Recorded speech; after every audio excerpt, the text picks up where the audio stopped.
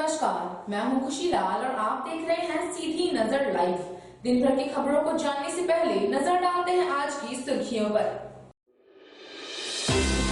गिरिडीह डुमरी मुख्य मार्ग में दिखा तेज रफ्तार का कहर। ट्रैक्टर की जद में आया बाइक सवार दंपति बुरी तरह जख्मी। अस्पताल पहुंचने से पहले पति ने तोड़ा दम, पत्नी की स्थिति चिंताजनक। जिले भर में संचालित विकास योजनाओं का किया गया समीक्षा। समाहरणालय के सभा कक्ष में हुई जिला स्तरीय समन्वय समिति की बैठक। सभी प्रखंडों को ज्यादा से ज्यादा योजनाएं चयनित कर प्रारंभ करने व गति देकर पूर्ण करने का दिया गया निर्देश। डुमरी की अति नक्सल प्रभावित पंचायत के सैकड़ों ग्रामीणों का चालू बैंक खाता 2 वर्षों से फ्रीज। ग्रामीणों ने गिरिडीह डीसी से लगाया गुहार। ग्रामीण लगा रहे हैं बैंक का चक्कर। और हिरोडी थाना परिसर में आयोजित हुआ शांति समिति की बैठक। शांति व सौहार्दपूर्ण वातावरण में सरस्वती पूजा मनाने का लिया गया निर्णय।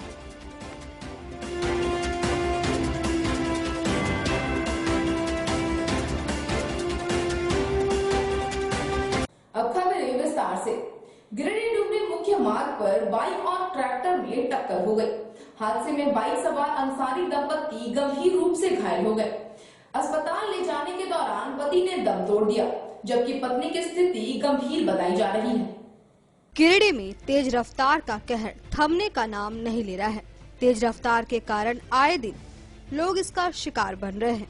बीते सोमवार शाम को भी डुमरी गिरिडीह मुख्य मार्ग पर तेज रफ्तार ट्रैक्टर और बाइक में सीधी टक्कर हो गई, जिससे बाइक सवार अंसारी दंपति गंभीर रूप से घायल हो गए।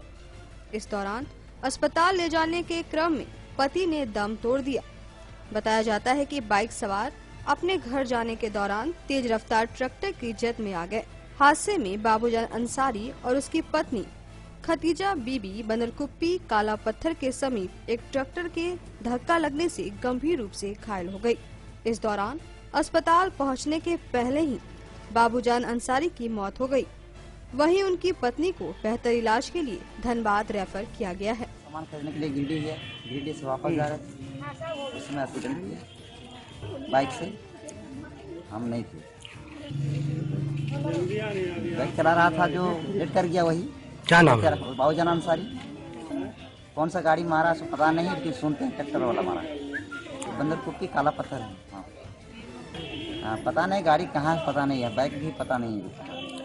हम लोग हॉस्पिटल में पाए, वहाँ से फ़ोन किया कि ऐसी बात है, सीरियस में है। थोड़ी देर के बाद बोला नहीं, डेट करिए।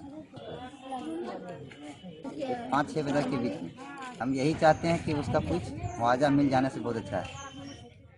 गिरिडीह जिले में संचालित विकास योजना की जानकारी लेने के उद्देश्य से मंगलवार को समाहरणालय के सभा कक्ष में जिला स्तरीय समन्वय समिति की बैठक आहूत की गई। बैठक की अध्यक्षता गिरिडीह उपायुक्त राहुल कुमार सिन्हा ने किया, जबकि मौके पर तमाम अधिकारी मौजूद थे। समाहरणालय के सभागार कक्ष में मंगलवार को गिरिडीह उपायुक्त राहुल कुमार सिन्हा की अध्यक्षता में विकास से संबंधित जिला स्तरीय समन्वय समिति की बैठक आहूत की गई। बैठक में कोविड-19 वैक्सीन, कृषि ऋण माफी योजना, मुख्यमंत्री पशुधन योजना, जल जीवन मिशन, सामाजिक सुरक्षा, मनरेगा के अंतर्गत संचालित विभिन्न योजनाओं, पीएम आवास, जेएसएलपीएस व अन्य योजनाओं की समीक्षा की गई। बैठक में उपायुक्त द्वारा मनरेगा के तहत संचालित विभिन्न योजनाओं का सभी प्रखंडों को ज्यादा से ज्यादा योजनाएं चयनित कर प्रारंभ करने व गति देकर पूर्ण करने का निर्देश दिया गया। बैठक में दीदी बाड़ी योजना, सोख्ता गड्ढा निर्माण, सिंचाई कूप, आंगनबाड़ी निर्माण योजना, कंपोस्ट गड्ढा के लक्ष्य व प्राप्ति की समीक्षा कर सुधार के निर्देश दिए गए। इस संबंध में सभी प्रखंड विकास पदाधिकारी को प्रखंड भ्रमण कर योजना की समीक्षा करने का निर्देश दिया गया। बैठक में संबोधित करते हुए उपायुक्त ने कहा कि मनरेगा में प्राप्त लक्ष्य के अनुरूप सभी योजनाओं को शुरू करवाएं। वहीं आंगनबाड़ी निर्माण को लेकर निर्माण कार्यों में तेजी लाते हुए जल्द से जल्द पूर्ण करने का निर्देश दिया गया। इसके अतिरिक्त उपायुक्त ने कहा कि प्रत्येक पंचायतों में 10-10 कुआं का लक्ष्य रखा गया है। ग्रामीण क्षेत्रों के इच्छुक व्यक्तियों को इस कार्य से जोड़ें। एवं उन्हें लाभान्वित करें। बैठक में मुख्य रूप से उप विकास आयुक्त, निदेशक, DRDA, सिविल सर्जन, सभी प्रखंड विकास पदाधिकारी, जिला अग्रणी बैंक प्रबंधक, सहायक निदेशक, सामाजिक सुरक्षा, DPM, JSLPS व अन्य संबंधित अधिकारी उपस्थित थे। डुमरी के अति नक्सल प्रभावित इलाके के सैकड़ों ग्रामीणों का बैंक खाता पिछले 2 वर्षों से बंद पड़ा हुआ है। मंगलवार को जितकुंडी समेत 3 पंचायत के ग्रामीणों ने गिरिडीह उपायुक्त को एक ज्ञापन सौंपकर बैंक खाता को खुलवाने का मांग किया है। डुमरी प्रखंड के अति नक्सल प्रभावित नागबाद, ससराखो और जितकुंडी पंचायत के सैकड़ों ग्रामीणों का बैंक खाता जिला प्रशासन के निर्देश पर फ्रीज किया गया है। यह सभी चालू बैंक खाता इलाहाबाद बैंक के खुद्दीसार ब्रांच में संचालित थे। मंगलवार को सैकड़ों की संख्या में ग्रामीण बैंक के मुख्य शाखा में पहुंचे और शाखा प्रबंधक को एक ज्ञापन सौंपकर ग्रामीणों ने अपना खाता चालू करने का मांग किया। इस दौरान ग्रामीणों ने एक ज्ञापन गिरिडीह उपायुक्त को भी सौंपा। बताया जाता है कि वर्ष 2018 में 3 पंचायत के सैकड़ों खाताधारी का खाता बंद कर दिया है। इधर शाखा प्रबंधक ने स्पष्ट कर दिया कि जिला प्रशासन के निर्देश पर ही फ्रीज हुए सभी खाता उपायुक्त के अनुमति के बाद ही खुलेगा। यही है जो मैंने 2018 के हम लोग बेटी की शादी किए हैं, तो जो पैसा देने वाला सब खाते पर भेज दिया। तो उतना आदमी सब बाहर में रहता है, मम्मी मेरा भैया मेरा भतीजा है, तब पैसा निकालने गया तो खाते बंद है। तो उस टाइम से हम लोग दौड़ रहे घूट रहे, बहुत फिर गए, फिर खाता नहीं खुला तो फिर लॉकडाउन में गया तो छोड़ दिए। फिर लड़की यही पकड़े इनको तो बोला छोड़ा देंगे। तो जहाँ जहाँ जा रहा है सब लोग बोलता है बोल आगे जाओ आगे जाते आगे यहाँ तक हम लोग पहुँचे। SP के पास आज DC के पास आए, फिर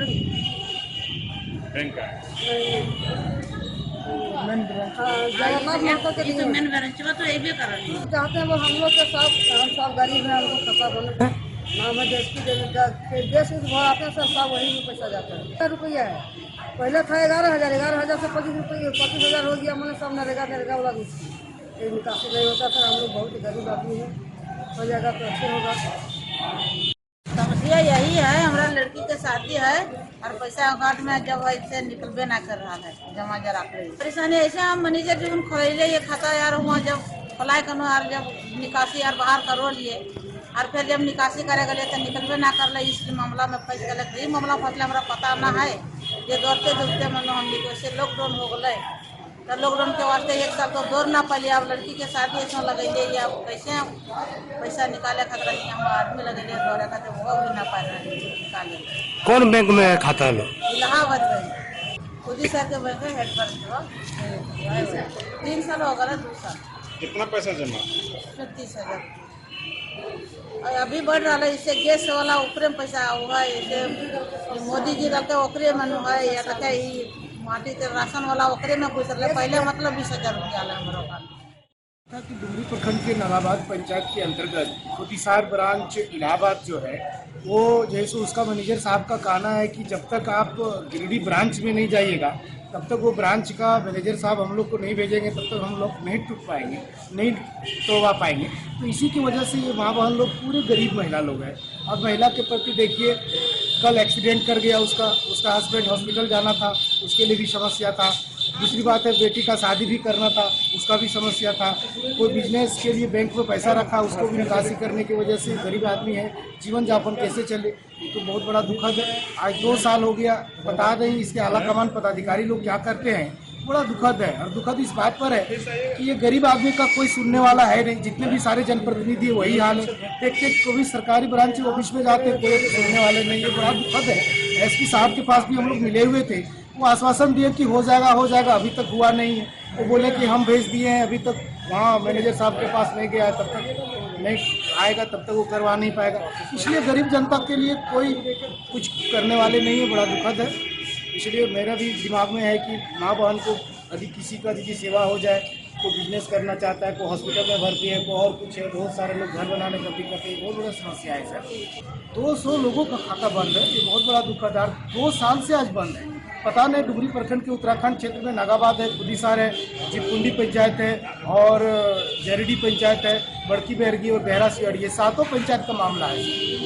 बंद करने क्या कारण? बंद करने का कारण था सर, उसके बगल में एक पोस्टमैन था, पोस्टमैन लोग बांटा नहीं, पोस्टमैन जितने भी सारे बधाई के पात्र देने वाले बैंक से जो आता है वो नहीं बांटे, इसी की वजह से पोस्टमैन के घर में पाया गया था और उसी की शंका के आधार पर केस बंद कर दिया। क्या पाया गया था इस ब्रांच से, जिस ब्रांच से रिलेटेड था वो सारा डॉक्यूमेंट पाया गया हुआ था, तो पोस्टमैन बांटा नहीं, उसके आधार पर केस बंद कर दिया।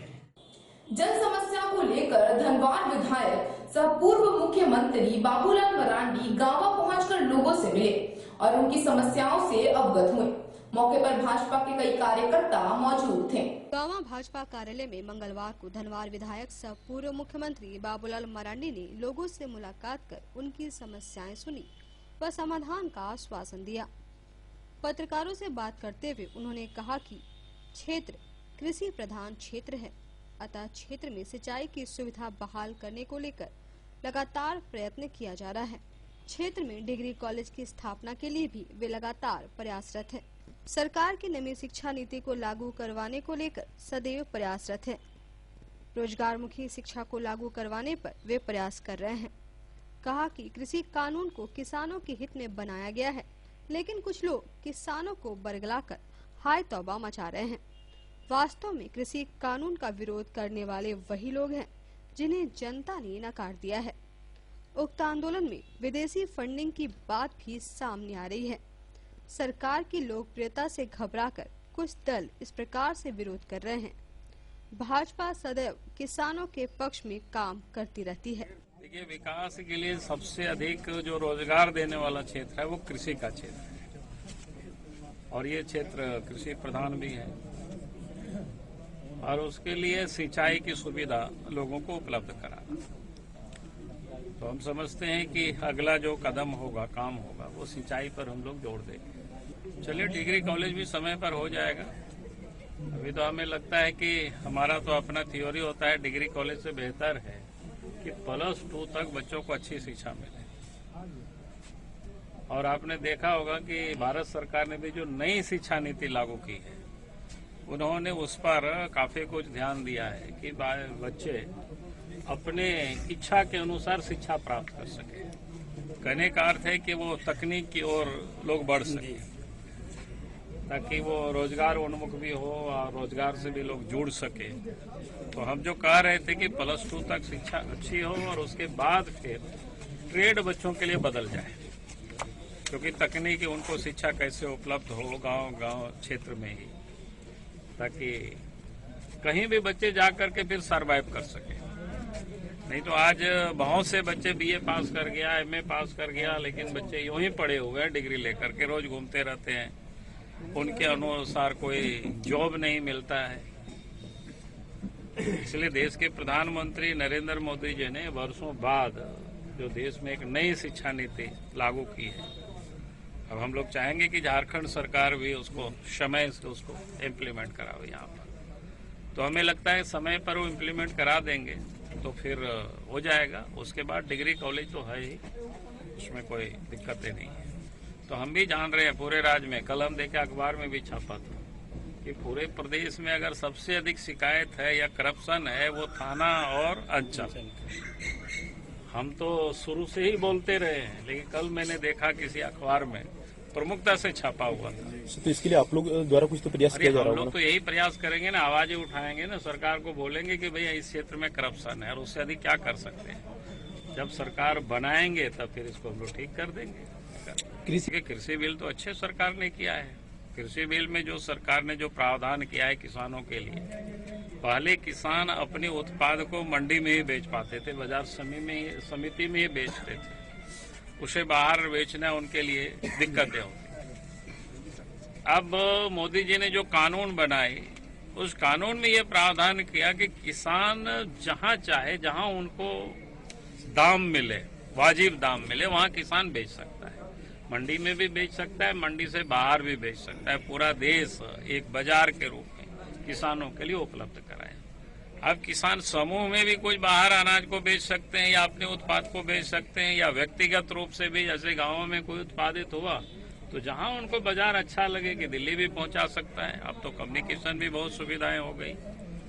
तो एक तो उन्होंने ये किया है, दूसरा जो उन्होंने किया है कॉन्ट्रैक्ट फार्मिंग पर। पहले भी कॉन्ट्रैक्ट फार्मिंग होता था, बड़े बड़े जो व्यापारी होते थे, बड़े बड़े जो उद्यमी होते थे, खास करके जैसे कोई आलू का चिप्स बनाता है, उनको ढेर सारे आलू की जरूरतें होती है फैक्ट्री के लिए, तो किसानों से एग्रीमेंट करते थे, तो कभी कभी वो किसानों के साथ दागा कर जाते थे कि पहले तो किसानों को कहते थे कि हम खरीदेंगे आपका, इतना फसल लगाइए, लगा लिया, फसल हो गया, बाद में वो मुकर जाते थे, तो कोई कानून नहीं था उसको पकड़ने के लिए। तो भारत सरकार ने अब कानून बनाया कॉन्ट्रैक्ट फार्मिंग के लिए कि किसानों के साथ जो एग्रीमेंट होगी उससे वो क्या बोलते हैं व्यवसायी पीछे हट नहीं सकते, उसको लेना ही लेना पड़ेगा। अगर वो पीछे हटेंगे तो फिर उनके ऊपर कार्रवाई।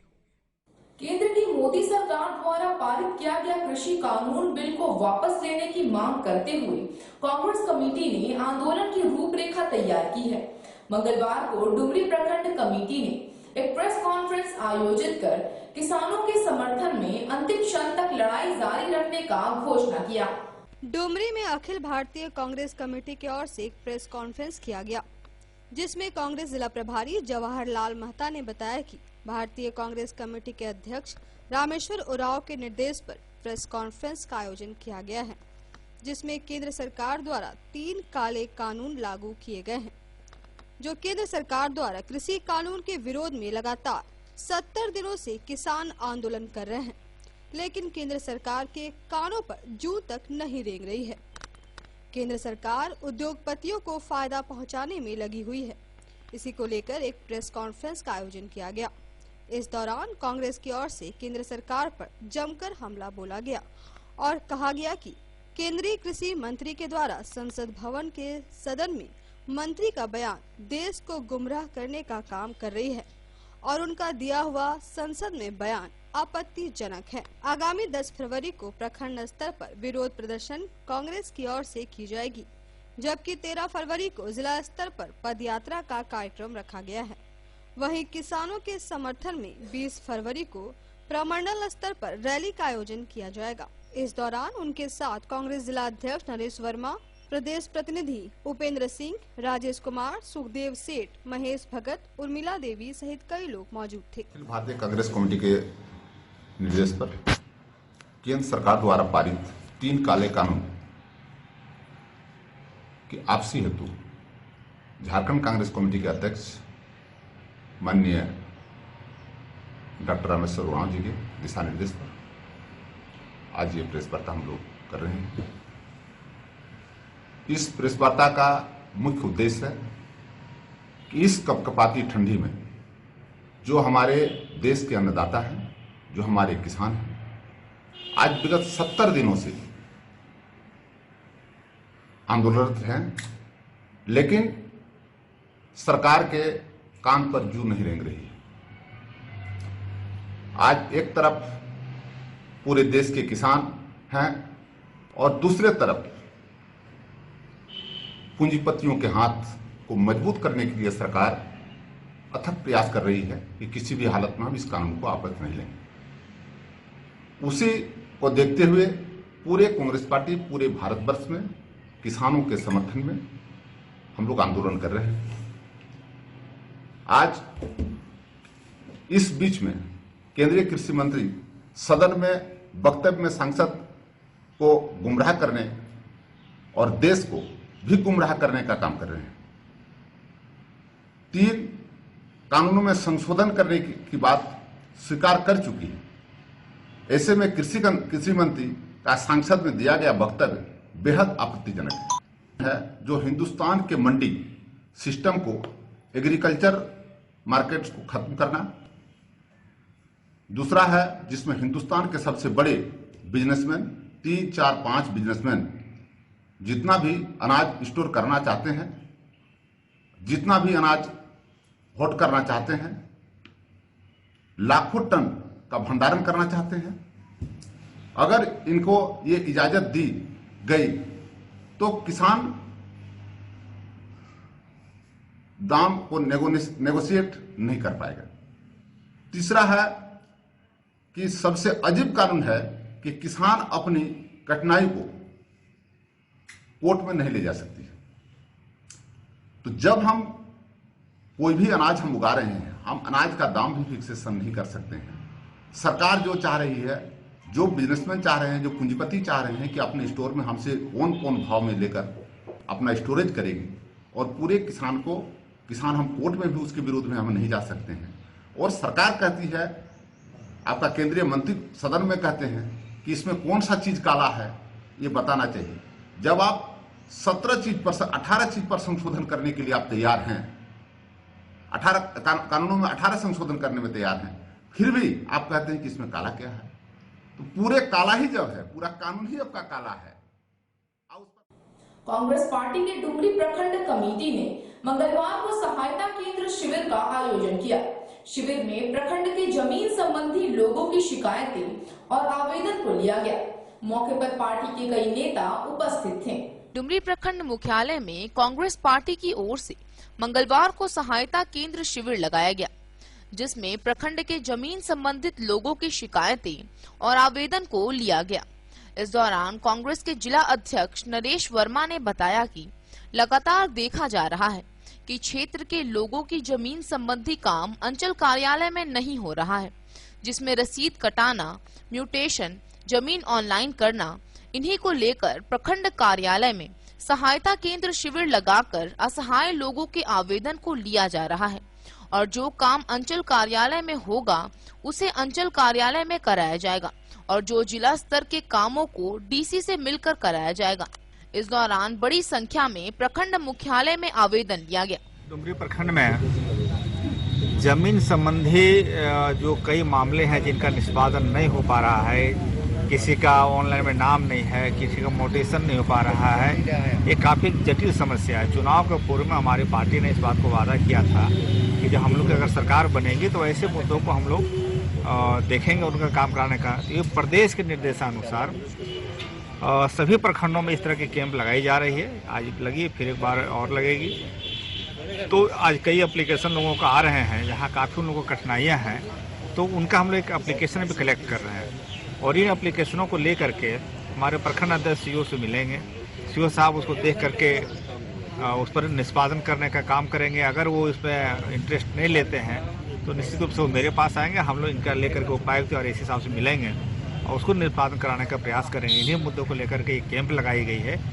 सबसे पहले इसीलिए बोला ना कि कौन हावी हो रहा है उससे मतलब नहीं, हमारा है ड्यूटी कि जो एक आम आदमी जो चक्कर काटते काटते थक जा रहे हैं, चप्पल गिर जा रहा है, ऑनलाइन नाम नहीं चढ़ा पा रहे हैं या मोटेशन नहीं करा पा रहे हैं, जेन्युइन होते भी, यानी इलीगल की तो बात हम लोग कर ही नहीं सकते हैं, जो जेन्युइन होते भी नहीं कर पा रहे हैं वैसे लोगों को एप्लीकेशन ली जा रही है, और निश्चित रूप से प्रयास होगा कि उनका हम लोग काम करके देंगे, और जो काम होगा फिर आपके सामने रखेंगे कि इतने लोगों को हम लोगों ने निष्पादन। गांव प्रखंड कार्यालय में मंगलवार को एक समीक्षात्मक बैठक आयोजित हुई। बैठक की अध्यक्षता गांव बीडीओ मधु कुमारी ने की, जबकि मौके पर कई कर्मी मौजूद थे। गांवा प्रखंड कार्यालय में मंगलवार की दोपहर प्रखंड विकास पदाधिकारी मधु कुमारी की अध्यक्षता में एक समीक्षात्मक बैठक का आयोजन किया गया, जिसमें मनरेगा, प्रधानमंत्री आवास योजना, मुख्यमंत्री कन्यादान योजना आदि को लेकर विशेष रूप से चर्चा की गई। इसके साथ ही इन योजनाओं के तहत लंबित पड़े कार्यों को 31 मार्च तक पूरा करने का दिशा निर्देश दिया गया। साथ ही प्रवासी मजदूरों को रोजगार मुहैया करवाने पर जोर दिया गया। मौके पर बीपीओ निकेश कुमार, बीपीआरओ संजय कुमार सहित कई ग्राम रोजगार सेवक व पंचायत सेवक मौजूद थे। मतदाता सूची में दर्ज है वो उनके विवाह के अवसर पर 30,000 रुपए की कुछ कहना है। इसमें विवाह के निबंधन करने में आप लोगों को क्या परेशानी आ रही है? आप लोग पूर्व में भी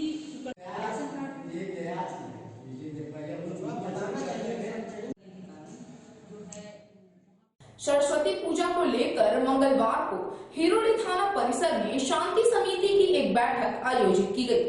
बैठक में सरस्वती पूजा को शांतिपूर्ण व सौहार्दपूर्ण वातावरण में मनाने का निर्णय लिया गया।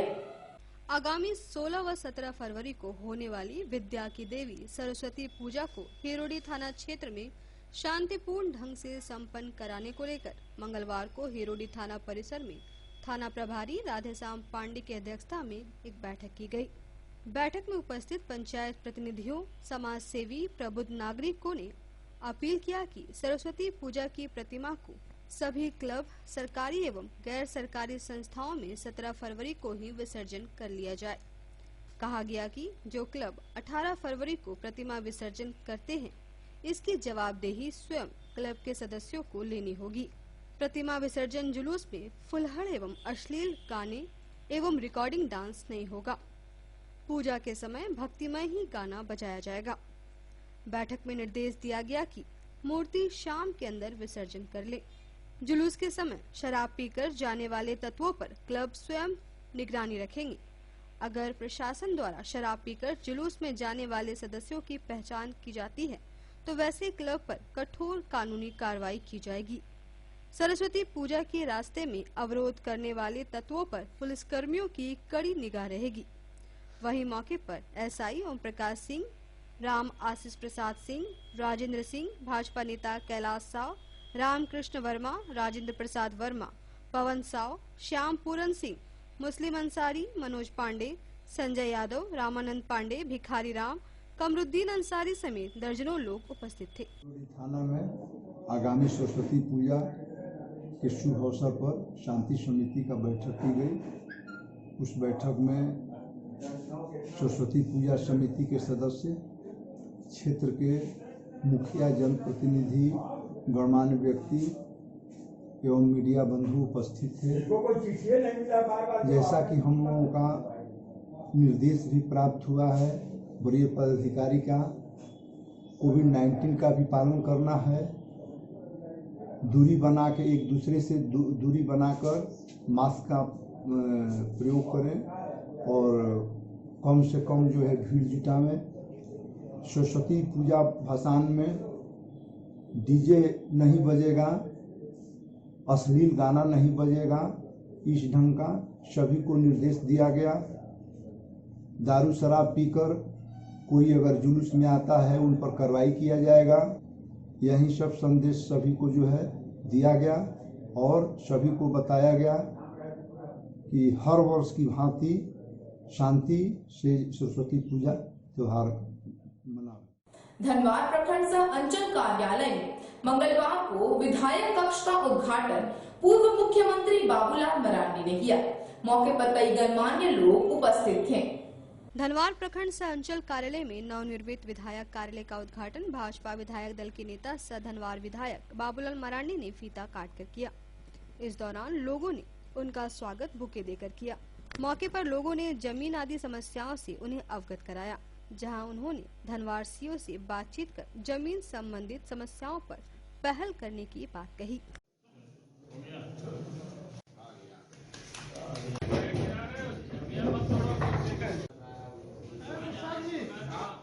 आज का यह अंक आपको कैसा लगा? आप अपनी सुझाव व राय इस नंबर पर दे सकते हैं। साथ ही ताजा तरीन खबरों के लिए आप सीधी नजर लाइव के वेबसाइट, फेसबुक, ट्विटर, पोर्टल व इंस्टाग्राम को फॉलो कर सकते हैं। अब दीजिए पूरी टीम को इजाजत। नमस्कार।